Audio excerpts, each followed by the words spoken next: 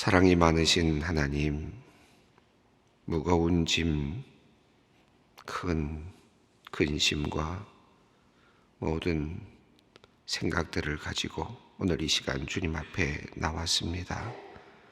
주님께서만 우리를 불쌍히 여겨주실 줄 믿기에 주님께 우리의 무거운 짐 맡기기 위하여, 우리의 모든 근심 맡기기 위하여 주님 앞에 나왔습니다. 주님은 우리를 불쌍히 여기시는 분, 주님은 우리를 사랑하시는 분이심을 우리가 믿기에, 우리의 모든 짐도 대신 맡아주실 분임을 믿기에 주님께 간구합니다. 환난 속에 있는 사람들, 고통 속에 있는 사람들, 병 중에 있는 사람들, 아버지 하나님 한 사람 한 사람 그들의 근심과 고통과 사정을 들어주시고 주님께서 그 짐을 내려주시기를 원합니다. 주님께서 그들의 무거운 짐을 대신 져 주시겠다 말씀하시오니 주님 그 무거운 짐 주님께 맡기고 가벼운 마음으로 주님을 따르기를 원합니다.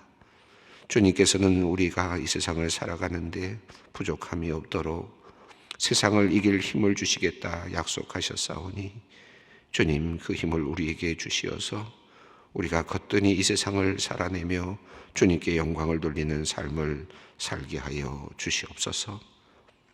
하나님, 나보다 나를 더 잘 아시고 아들을 내어주시기까지 나를 사랑하시는 하나님을 온전히 신뢰하기를 원합니다. 때로 우리의 기도가 바로 응답되지 않고 삶이 고단해지고 세상의 풍파가 더욱 심해진다 해도 우리가 하나님을 믿는 신앙에서 실패하지 않게 하옵소서. 우리를 굳건히 붙드시어 우리가 상황과 환경에 지배받지 않게 하시고 눈앞의 현실이 아닌 현실 너머의 세계를 바라볼 수 있게 하시며 함께 하시는 주님, 우리의 짐을 대신 져 주시는 주님을 바라보게 하여 주시옵소서. 사랑의 주님, 우리의 뜻이 아닌 하나님의 뜻이 이루어지기를 소망하고 하나님의 시선으로 우리 자신과 우리의 환경을 바라볼 수 있기를 원합니다. 어떤 상황에서도 기도하기를 포기하지 않게 하시고 주님의 때를 잠잠히 기다릴 줄 아는 성숙한 믿음을 또한 우리에게 내려주시옵소서. 주님, 이 땅에는 가족 간의 갈등으로 힘들어하는 가정들이 많이 있습니다. 깊은 사랑으로 시작된 가정인데 큰 기대로 시작을 하였지만 시간이 지날수록 서로에게 상처를 주게 되어 이제는 더 이상 회복할 수 없을 만큼 망가져버린 가정들이 있습니다. 마음은 그렇지 않았지만 그들의 성난 언어가 잘못된 행동이 그만 불행한 가정을 만들어내고 말았습니다. 미숙함 때문에, 게으름 때문에, 이기심 때문에 우리의 가정이 그만 고통스럽고 싸늘한 공간이 되어버렸습니다. 더 사랑할 수 있었는데 사랑하지 못하였습니다. 더 참아야 했는데 그러하지 못했습니다. 용서했어야 했는데 받아들이지 못했습니다. 하나님, 우리의 부족함을 용서하여 주시옵소서. 하나님께서 우리에게 주신 귀한 축복의 가정이 이제는 무거운 짐이 되어버렸습니다. 주님, 우리를 불쌍히 여겨 주시옵소서. 우리에게 내려주신 귀한 배우자, 그리고 자녀들, 부모님들, 가족들 한 사람 한 사람이 서로 존경하고 사랑하며 서로 위에 인내하는 행복한 가정이 되기를 원합니다. 하나님, 참 사랑의 하나님을 통해 서로 용서하며 사랑하며 서로를 받아들이고 서로 신뢰를 함을 다시 세워가는 가정들이 되게 하여 주시옵소서. 특별히 이 땅의 아버지들을 위하여 기도합니다. 가족들에 대한 책임감으로 직장 생활의 고단함과 어려움을 견디며 살아가는 그들에게 하나님의 위로를 내려 주시옵소서. 삶의 무게에 눌려 주저앉고 싶을 때에 주님께서 그들과 함께 하시고 주님께서 그들에게 새로운 힘을 주시옵소서. 어디에서도 위로를 받지 못하는 이 땅의 아버지들에게 마음을 나눌 동료들을 주시고 가정에서도 가족들과 따뜻한 마음을 서로 나눌 수 있는 귀한 은총을 내려 주시옵소서.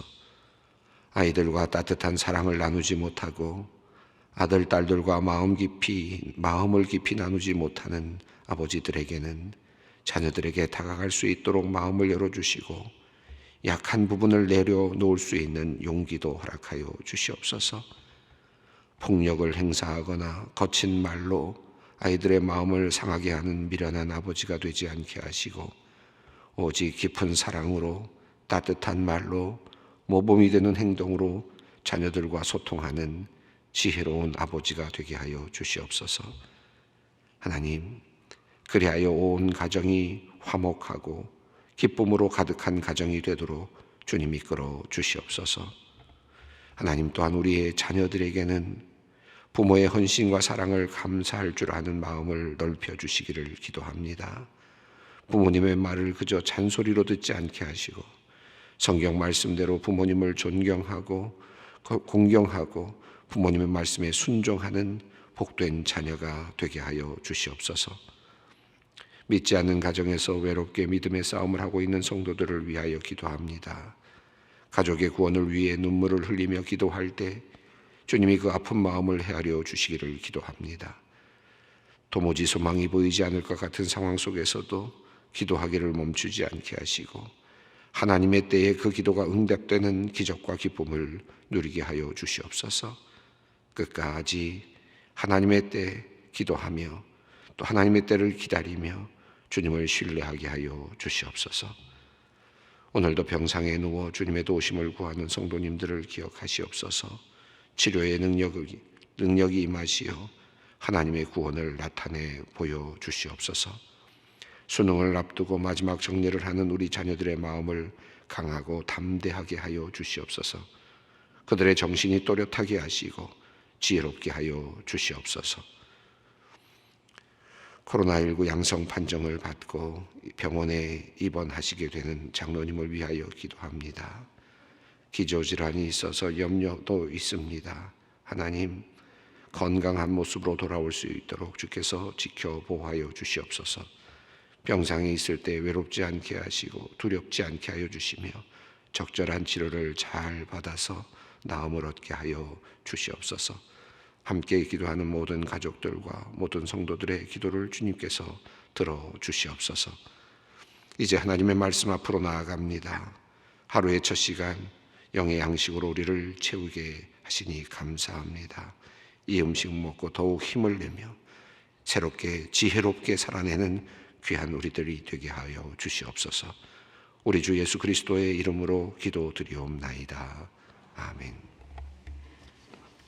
사무엘상 25장 1절로 17절 말씀, 오늘의 말씀입니다. 사무엘상 25장 1절로 7절 말씀입니다. 함께 봉독하겠습니다. 사무엘이 죽음에 온 이스라엘 무리가 모여 그를 두고 슬피 울며 라마 그의 집에서 그를 장사한지라. 다윗이 일어나 바란 광야로 내려가니라.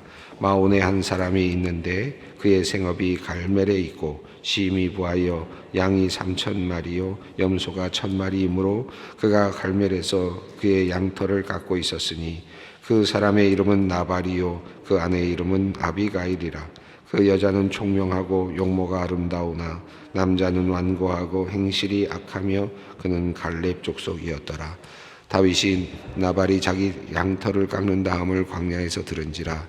다윗이 이에 소년 10명을 보내며 그 소년들에게 이르되 너희는 갈멜로 올라가 나발에게 이르러 내 이름으로 그에게 문안하고 그 부하에게 사는 자에게 이르기를 너는 평강하라. 내 집도 평강하라. 내 소의 모든 것도 평강하라.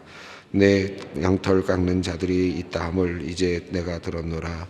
내 목자들이 우리와 함께 있었으나 우리가 그들을 해하지 아니하였고 그들이 갈멜에 있는 동안에 그들의 것을 하나도 잃지 아니하였나니 내 소년들에게 물으면 그들이 내게 말하리라.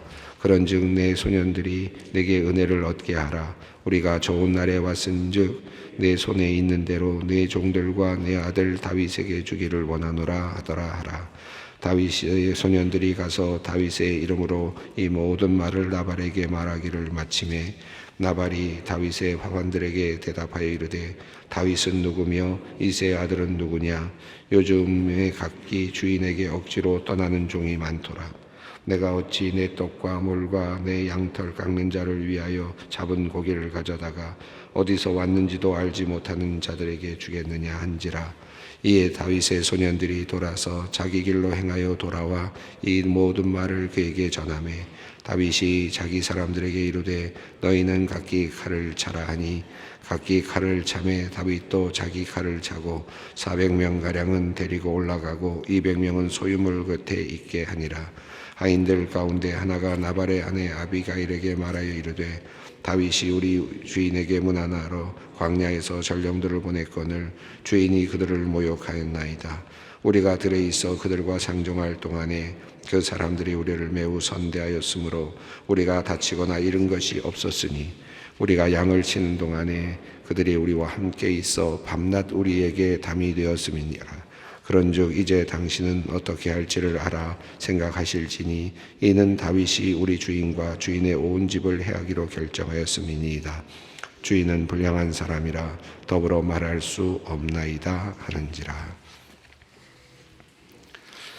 사무엘상 24장이 끝나고 이제 25장이 시작됩니다. 그리고 또 26장이 이어지겠죠. 그런데 이 24장과 26장은 같은 비슷한 내용이 있습니다. 그것은 사울을 죽일 수 있는 상황에 있었지만 다윗이 사울을 죽이지 않는 사건이 24장에 한번 나오고 그리고 이제 다음 장인 26장에 한 번 더 나옵니다. 그리고 그 사이에 마치 샌드위치처럼 그 안에 한 이야기가 들어있는데 그 이야기가 바로 오늘 본문의 이야기입니다. 아비가일이라고 하는 사람이 나오고 나발이라고 하는 사람이 나오는데요. 부자이고 완고하고 악행을 하는 악한 사람이라고 표현되어 있는 한 사람의 이야기, 그리고 그의 아내인 아비가일에 대한 이야기, 이 이야기가 다윗과 연결되면서 하나의 이야기로 그 사이에 들어있습니다. 24장, 25장, 26장에 따르면 한 가지 공통점이 있다면 이것은 하나의 공통점이 될 수 있겠습니다. 죽일 수 있었으나 죽이지 않았다. 죽일 수 있었으나 죽이지 않았다. 죽일 수 있었으나 죽이지 않았다. 이 이야기로 24장, 25장, 26장이 하나의 공통점을 이루면서 이어지고 있습니다. 완전히 다른 이야기죠. 하나는 사울 왕이 다윗을 쫓고 있는 이야기고 또 뒤에 있는 내용도 사울이 다윗을 죽이려고 하는 내용이라면 가운데 있는 내용은 조금 다른 이야기지만 다윗은 죽일 수 있었는데 죽이지 않습니다. 사울을 죽일 수 있었는데 죽이지 않고 또 나발을 죽일 수 있었는데 죽이지 않게 되었습니다. 물론 본인의 의지보다는 또 다른 하나의 현명한 여인의 이야기, 아비가일의 어떤 현명한 그런 어떤 대처가 있기는 했습니다만은 죽일 수 있었는데 죽이지 않습니다. 그리고 또 사울도 다시 또 두 번 26장에서도 다윗이 또 사울을 죽일 수 있었는데 죽이지 않습니다. 앞뒤에 있는 내용은 기름 부음을 받은 자에게 죽이지 않는다라고 하는 하나의 중요한 원칙이 나타나고 있는 반면에 아비가일의 이야기는 다윗은 실제로는 죽일 뻔했습니다. 죽였다면 어쩌면 그에게는 상당한 하나의 앞으로 왕위를 이어갈 때 상당히 큰 흠이 될 수도 있는 사건이 될 수도 있었는데 그것을 현명한 여인을 통해서 하나님께서 막으시고 그가 하나님께서 처단하시는, 하나님께서 심판하시는 방식으로 바뀌어지게 됩니다. 그래서 사울의 이야기도 하나님께서 심판하실 것이다. 또 이 나발의 이야기도 결국은 하나님께서 심판하시고 다윗이 손을 대지 않습니다. 또 다시 사울의 이야기도 같은 내용으로 이어지고 있습니다. 25장의 내용은 한편으로는 이런 큰 흐름이 이어지고 있는 반면에 또 하나의 어찌 보면 이제 사랑의 어떤 움트는 이야기처럼 보이기도 하는데 아비가일을 이제 다윗이 만나게 되는 에피소드이기도 합니다. 어떻게 해서 다윗의 아내 아비가일을 다윗이 만나게 되었는지에 관련된 내용이기도 합니다. 그래서 복합적인 의미를 띠면서 오늘 본문이 이 자리에 놓여 있습니다. 자, 이 이야기는 사무엘이 죽었다라고 하는 이야기로 시작되는데 사무엘이 그만큼 이스라엘 민족에게 큰 영향을 미치고 위대한 사사로 또 왕을 세우는 큰 역할을 했음에도 불구하고 사무엘이 죽은 이야기는 아주 단순하게 한 절로 그렇게 마무리되고 있습니다. 1절 말씀을 읽어보겠습니다. 사무엘이 죽음에 온 이스라엘 무리가 모여 그를 두고 슬피 울며 라마 그의 집에서 그를 장사한지라 다윗이 일어나 바란 광야로 내려가니라. 이 이야기가 아주 짧게 되어 있는데 많은 이야기들이 여기 있을 것 같아요. 사무엘이라고 하는 위대한 선지자가 지금 사울이라는 왕은 있지만 사울이 잘못하고 있을 때 그것을 어떤 대체하면서도 또 그것을 또 견제할 수 있는 그런 어떤 큰 하나의 세력으로서 사무엘이 존재했는데, 이제 사무엘이 이제는 완전히 이제 죽었기 때문에 사라지는, 이제 왕으로만 이어지는 하나의 그 공백기가 생겼다고도 볼 수 있겠는데, 뭐 이런 이야기는 이 내용이 하고 있지는 않습니다. 사무엘이 죽었다라는 이야기만 하고 있는데, 바로 이어지는 그 마지막 부분, 다윗이 일어나 바란 광야로 내려갔다라는 이 말 속에서 다윗의 어떤 위치가 조금 달라지고 있다라는 것을 우리가 눈치챌 수는 있을 것 같습니다. 이 바란 광야는 유대 광야, 사해가 있으면요, 사해 쪽에 이 사회 서쪽에 아래쪽에 이렇게 있는 거죠. 이 유대 광야가 유대 땅에 있는 광야니까 사해 서쪽으로 있는 광야입니다. 그것부터 조금 더 내려가면 신광야라고 하는 광야가 있고요. 조금 더 내려가면 바란 광야가 있고요. 그리고 더 내려가면 시내 반도가 있고 시내 광야가 있습니다. 그러니까 상당히 내려간 겁니다. 굉장히 아래쪽으로 내려가는 그런 내용이라서 학자들은 과연 다윗이 거기까지 왜 내려갔느냐, 또 이어지는 2절 이후에 있는 내용은 유대 광야에 있는 마온이라는 땅을 이야기하고 있기 때문에 그 거리가 상당히 멉니다. 그래서 바란 광야로 내려갔다는 말이 잘못 적은 것이 아니냐라고 생각할 정도로 너무 멀리 내려가 있다라고 그렇게 봅니다. 아마 이 1절이 이야기하고 있는 것은 사무엘이 죽은 후에 다윗의 어떤 위치, 또 다윗이 뭐 몇 가지를 생각해 볼 수 있죠. 정치적인 입지가 불분명하면서 또 사울의 어떤 압박이 심해지면서 멀리까지 내려가는 어떤 그런 모습으로도 이해할 수 있겠고, 또 사무엘이 죽은 후에 어떤 본인 자신이 새롭게 자기 자신을 정립하기 위해서 마치 금식을 하는 것처럼 또 자기 자신의 어떤 정체성을 보다 분명하게 하기 위해서 충격을 느끼면서 또 멀리 내려가서 광야에서 잠시 지내는 그런 시간이었을 수도 있겠고요. 어쨌든 지금 먼 거리로 내려갔다라고 하는 얘기 한 줄만 남아 있습니다. 그리고 이제 마온이라고 하는 지역이 나오는데, 이 마온은 유대 지역입니다. 그러니까 다시 위쪽으로 올라오는 지역인데, 마온에 사는 사람에 대한 이야기가 이제 2절부터 이어집니다. 2절 말씀을 읽습니다.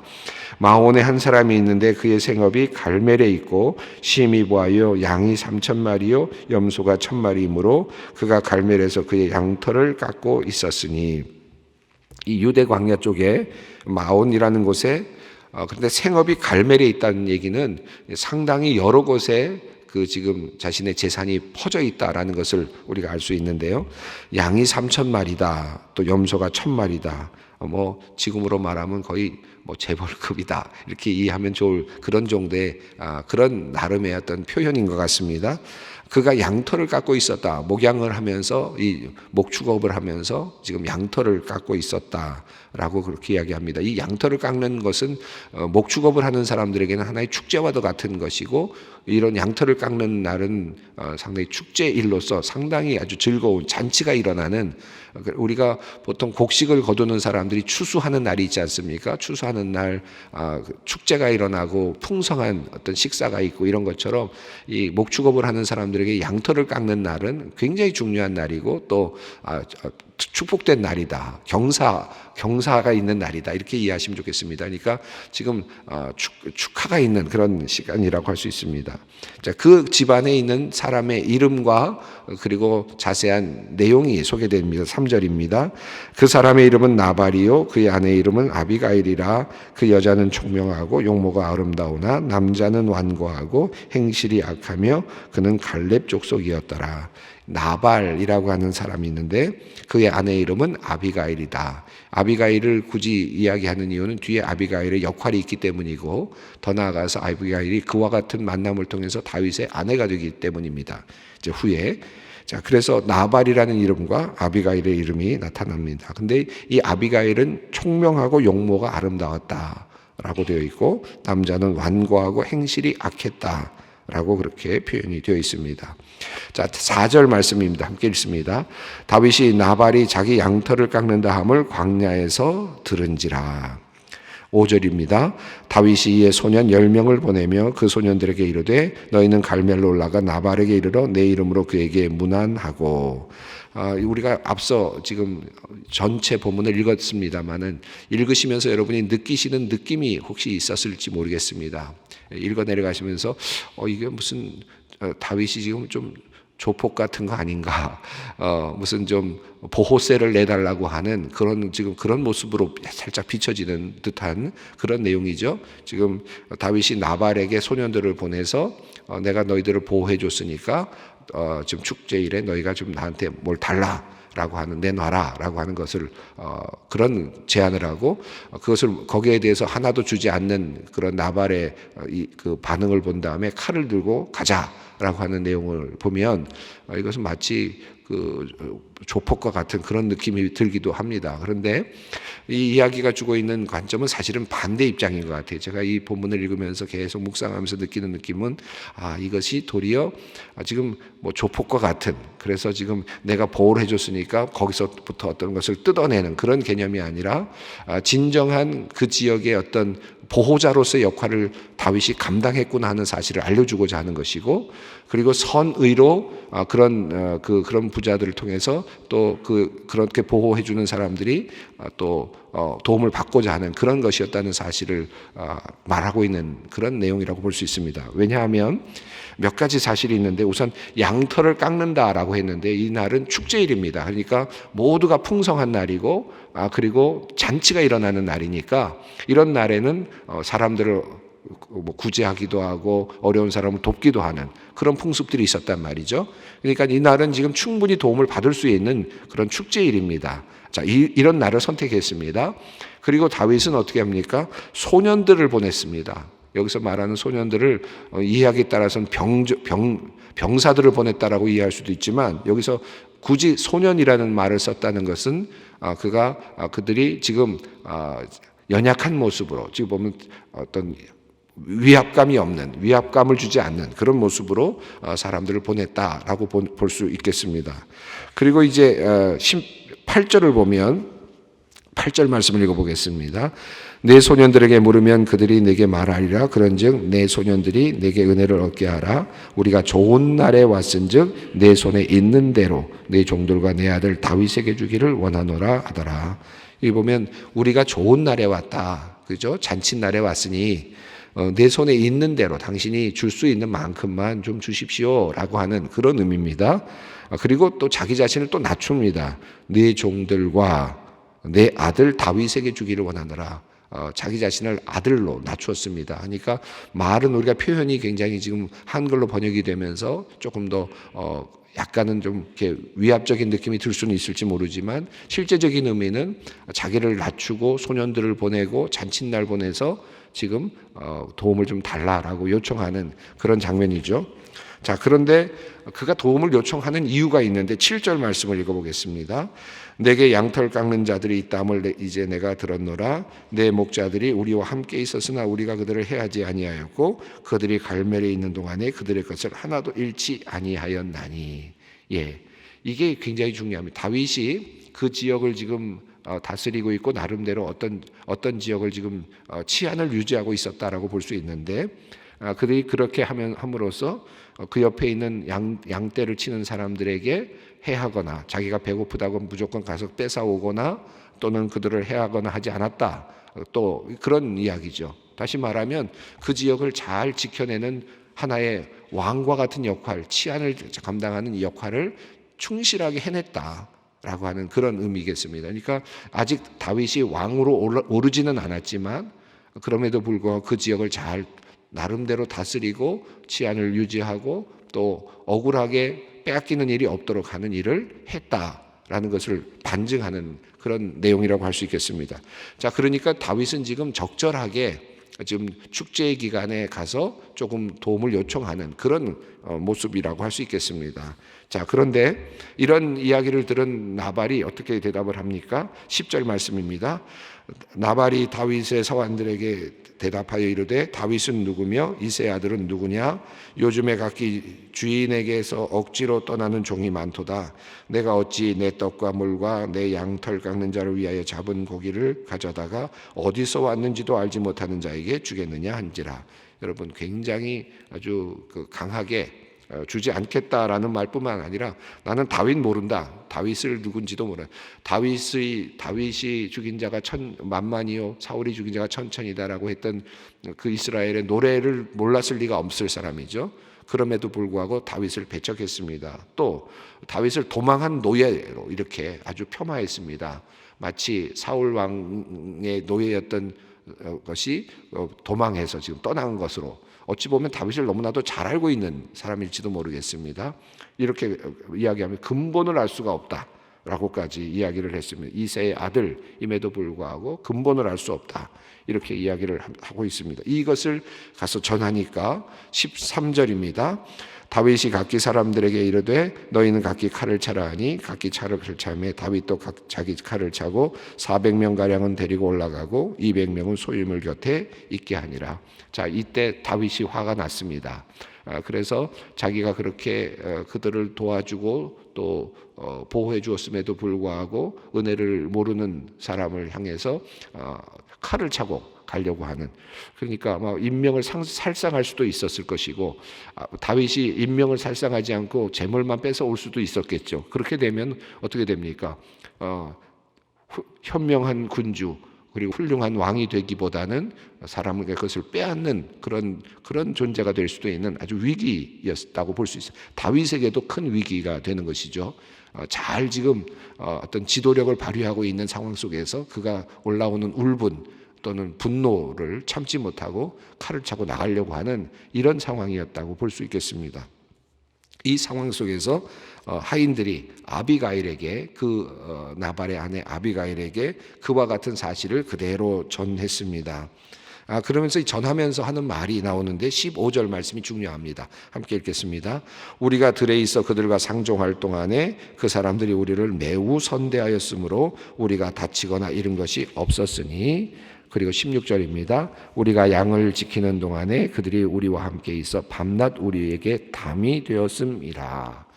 그러니까 다윗의 부하들이 그들을 어떻게 보호했는지, 어떻게 함께 살아갔는지를 잘 보여주는 그런 장면이라고 할 수 있겠습니다. 그들이 함께하는 동안에 다친 적도 없고 그들이 선대하였고 그들이 밤에도 낮에도 담이 되어 주었다.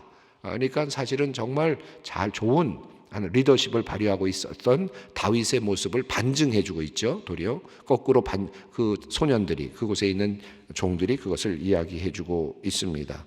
이 이야기가 아비가일에게 전해졌습니다. 이제 아비가일은 이제 이 이야기를 듣고 어떻게 할까요? 그 내용이 이제 다음 시간 내일에 계속 이어지게 됩니다. 현명한 행동을 통해서 다윗의 실수를 막게 되고 또 아비가일이 나중에 다윗의 아내가 되는 그런 또 결과도 있게 됩니다. 오늘 이 말씀 우리가 함께 봅니다. 여기 말씀 속에서 지금 또 다른 하나님의 어떤 그 다윗의 리더십을 또 볼 수 있게 되는데, 이 말씀 읽은 내용들 생각하시면서 기도의 자리로 함께 나아가겠습니다. 하늘에 계신 우리 아버지 이름을 거룩하게 하시며 아버지의 나라가 오게 하시며 아버지의 뜻이 하늘에서와 같이 땅에서도 이루어지게 하소서. 오늘 우리에게 일용할 양식을 주시고 우리가 우리에게 잘못한 사람을 용서하여 준 것 같이 우리 죄를 용서하여 주시고 우리를 시험에 빠지지 않게 하시고 악에서 구하소서. 나라와 권능과 영광이 영원히 아버지의 것입니다.